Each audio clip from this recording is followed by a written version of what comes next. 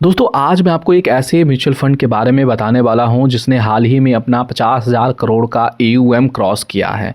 वैसे तो कई सारे ऐसे फंड हैं जिनका AUM 50,000 करोड़ से ज़्यादा का है, लेकिन इसमें क्या खास बात है। इससे पहले कि मैं आपको बताऊं, आप कमेंट बॉक्स में हमें बताइए कि क्या आप म्यूचुअल फंड में निवेश करते हैं या नहीं। दोस्तों चलिए हमेशा की तरह शुरू करते हैं शुरू से। इस फंड का नाम है Nippon India large cap fund. दोस्तों इस फंड ने हाल ही में अपना 50,000 करोड़ का AUM क्रॉस किया है। सबसे पहले समझते हैं कि ये AUM क्या बला है।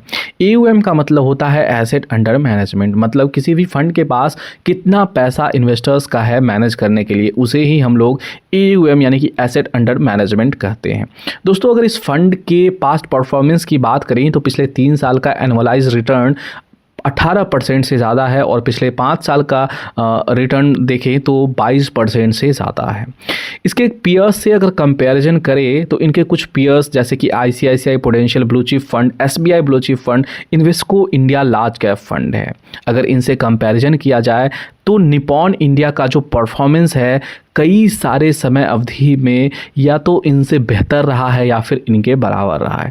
मतलब पिछले कुछ सालों में इनका जो परफॉर्मेंस रहा है वो काफ़ी बेहतरीन रहा है और यही वजह है कि इनका AUM आज के डेट में 50,000 करोड़ से ज़्यादा क्रॉस कर चुका है। दोस्तों अगर हम बात करें पोर्टफोलियो स्ट्रैटेजी की तो ये Nippon India large cap fund का जो पोर्टफोलियो है वो ज़्यादातर ब्लू चिप कंपनी में इन्वेस्ट करती है, जैसे कि Reliance industries, HDFC bank, Infosys, ICICI bank, इस तरह के ब्लू चिप कंपनीज में ये फंड निवेश करती है।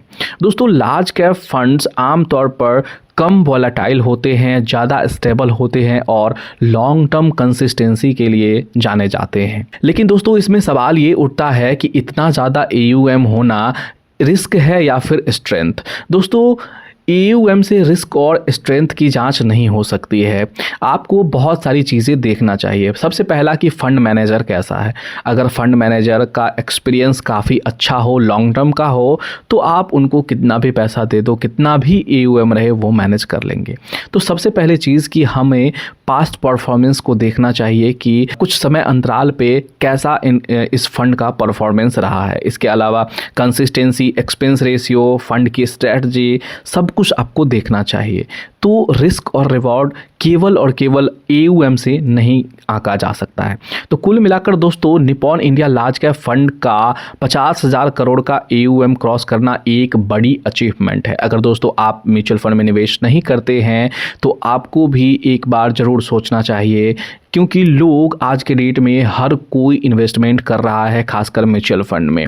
आज के डेट में दोस्तों म्यूचुअल फंड इंडस्ट्री का टोटल AUM 80 लाख करोड़ से ज़्यादा का हो चुका है इंडिया में। और मंथली इनफ्लोज़ की बात करें, मतलब कि हर महीने लोग 30,000 करोड़ रुपए इन्वेस्ट कर रहे हैं SIP के थ्रू म्यूचुअल फंड में।